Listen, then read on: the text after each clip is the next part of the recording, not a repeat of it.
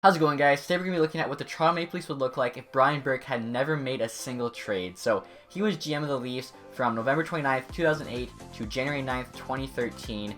So basically, during that time, all the trades he made, I reversed, including draft picks, to see what those players would turn into and how the team would look. Obviously, players that he never traded away, but were on the team during that time I kept. So guys like Tyler Bozak, who he signed as a college free agent, or guys he drafted like Kadri and Morgan Riley. But then after he got fired, I basically froze the team. So in this scenario, every single player that was drafted in the years following, so the 2013, 14, 15, and 16 draft aren't NHL ready yet. And what is that team looking like? So it's actually a pretty good team, not gonna lie. Now the question is whether or not it's better than the current Toronto Maple Leafs team. So first, guys, I'll give you a look at the current line in case you just don't know what the ratings are. So forward group there, obviously led by Matthews, Nylander, Kadri, JVR, Marner. Pretty solid forward group. Defense definitely could use some work. They got Riley and Gardner. Outside of that, not too great. Starting goaltender though, Frederik Andersen, 88 overall, is pretty solid. So Maple Leafs team there. I'm not sure what the rating is. We'll definitely have to check that afterwards. But here's a look at what the team would look like if Brian Burke never made a single trade. I think it's an improvement. So here's a look at the team, guys.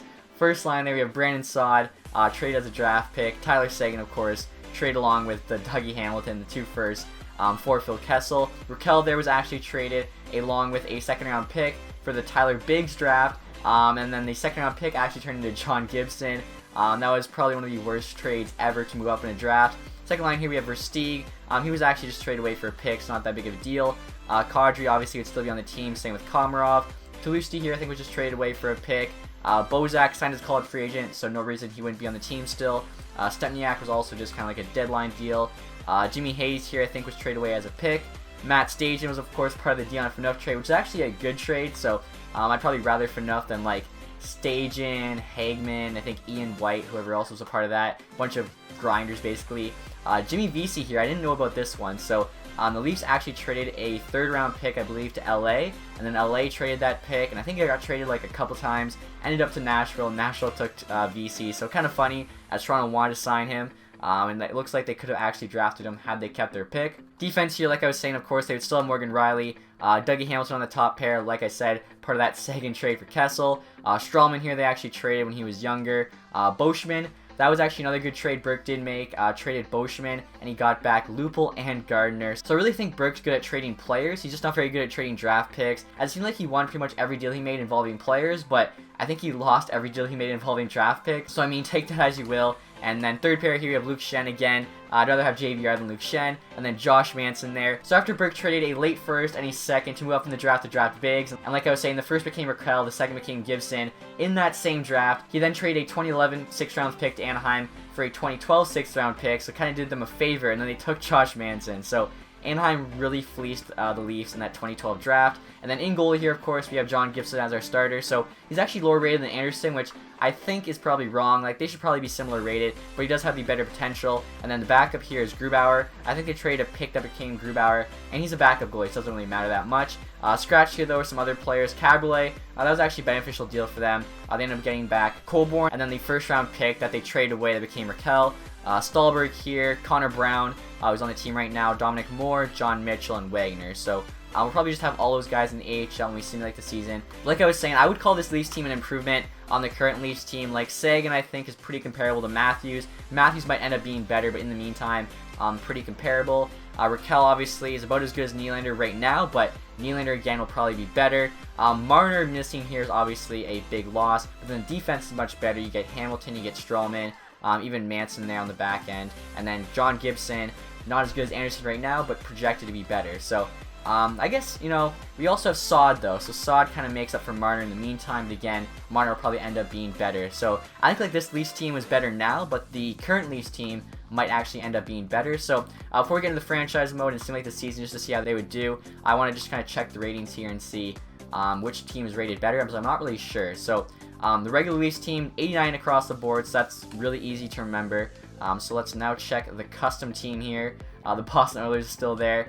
And the Toronto Maple Leafs, 91 offense, 91 defense, and 85 goaltending. So, 2 better offense, 2 better defense, 4 worse goaltending. But like I was saying, in regards to the goalie, I think I'd rather have Gibson, as he has a lot more potential than Anderson. But I guess you could make the argument Anderson's slightly better right now. It's probably pretty close, though. So for the simulation, guys, obviously I'll be substituting the current Maple Leafs team with our created one top players there, Anderson, JVR, and Matthews. I think our top players are Sagan, Hamilton, and Strawman, if I'm not mistaken. Also, I don't know if you noticed, but we have like the old Leafs logo, so it's slightly different. Also, I just noticed we have a total team budget there of $68 million, so I think we are like a couple million under the cap, which is perfect. For the simulation, I'm going to have owner mode turned off as it doesn't really matter. We'll leave salary cap on though, same with waivers. Morale means I'll have turned off. Computer trades we'll leave on. Computers want to make trades, that's fine. For the rules here, we'll probably do like full sim to make it the most realistic we can. So just discard continue. So full sim there. We're going to have injuries turned off though, so we can actually have our team play. 20-minute periods with full sim is kind of like what you have to make sure you do. In case you guys were wondering about the captaincy, I have Bozak and Sagan as the two alternates, with Riley as the C. I think that makes the most sense. Also, I realized too, when I was showing you guys the lines, it didn't show the potential, so in case you were wondering, there's actually some pretty good potential on the team. Saad's got elite, same with Sagan. Raquel there's a top 6 forward. Kadri's actually got high elite, 25 though, so he's only got like 1 year to grow. Hayes top 9. VC top 6, Riley's high elite, Hamilton low elite, Strawman's elite, but he's obviously maxed out. Manson there's a top 6, and then most people know Gibson's medium elite. So if this team plays well, they actually could grow a lot during the year. Nothing left to do, I guess, but sim, like I said already. I'm very interested to see how they do. I think they can make the playoffs for sure. 20 minutes later. Alright guys, we're at the All-Star break here, and as you can see, we have a very good record. 26, 14, and 7 AHL team there. I think they were 22, 18, and 3. Locker room chemistry's up to an 82%. Second place right now in the division, 59 points. 1 win behind Tampa Bay, so that's pretty good. Goaltending ratings actually up to an 86. We'll see how our players are doing. Sagan there, leading scorer, no surprise there. 46 points, 47 games, just under a point per game. Bozak, though, that's really surprising. 45 points as the third line center. I think he's actually gone up 1 overall. Kadri there, 39, so all 3 of our centers are our leading scorers. Hamilton's got 34 as a defenseman. Versteeg, pretty good there for 83 overall. Raquel's actually up to an 86 as well. We'll see if anyone else has grown. Riley's up to an 88. He started out an 85, so yeah, he grows like crazy in this game. We'll see if anyone else has grown. I think VC went up 1. He was an 81. Looks like Hayes went up 1 as well. He was an 81 too. I think everyone else has stayed the same. Pretty sure Gibson has grown though. We'll find out here in a second. 85, so he's gone up 1. 2.67 goals against right now. 0.9 save percentage. 2 shutouts, so not too bad. A few moments later. So we're now at the end of the regular season here, guys. We finished with a record of 46, 24, and 12, so a very good record. I believe that's better than the Leafs did this year. I think they had like 90 points. Yeah, we had 104 points and won the division, so definitely better. And the stats just keep getting better. The overalls, I should say, like 92 offense, 93 defense, 87 goaltending. Just keeps going up. Obviously, we have a young team, so that makes sense. Won the Atlantic. Really curious to see where we finished the entire league. We actually finished 5th in the entire league, so that's pretty awesome. Chicago there, finishing 1st. Sagan ended up having 74 points, so a little under a point per game. Continue to be our leading scorer. Kadri, 65 points. He actually passed Bozak, now an 86 as well. Bozak there, 63. Raquel, 86, so all 4 of our centers. And actually, all 3 of these guys are 85s, all grew to 86s. Versteeg's up 1. Hamilton's up 1. I think a lot of guys. Riley's up 4, that's crazy. Strawman's up 1. Let's see if anyone else has grown here. I think everyone else is just kind of up 1 or just stay the same, but that's still pretty good growth. We'll take a look here at Gibson, see how he did. 86 now, so he's up 2.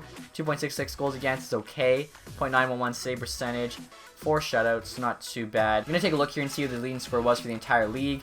Giroux actually, 92 points. Usually it's Patrick Kane, so that's surprising. Stamkos there, 86. Thornton, 86. Is also very surprising.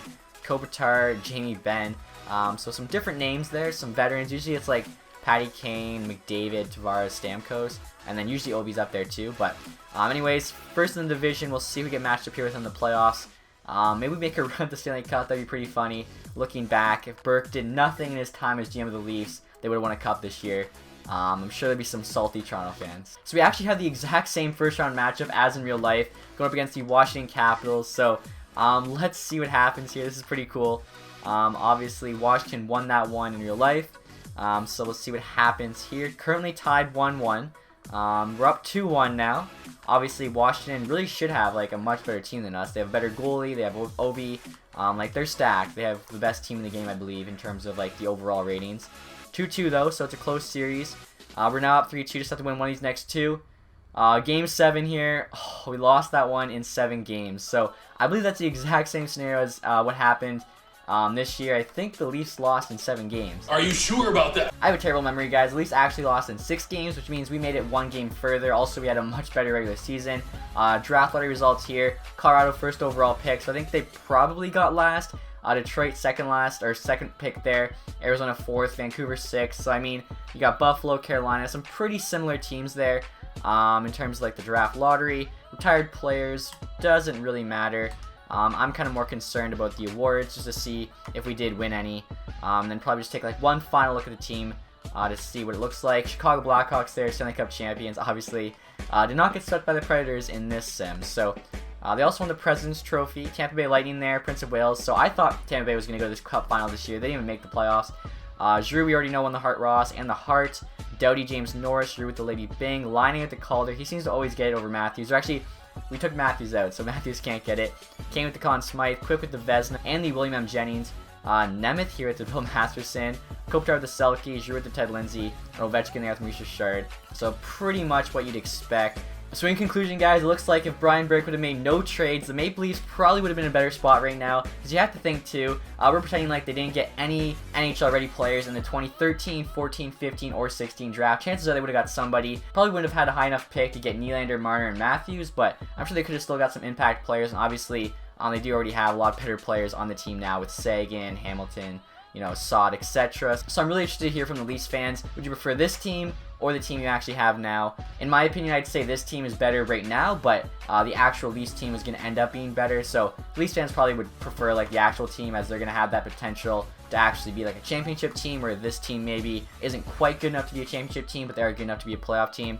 I'm not really sure. I just would love to hear you guys' feedback. I thought that was pretty interesting.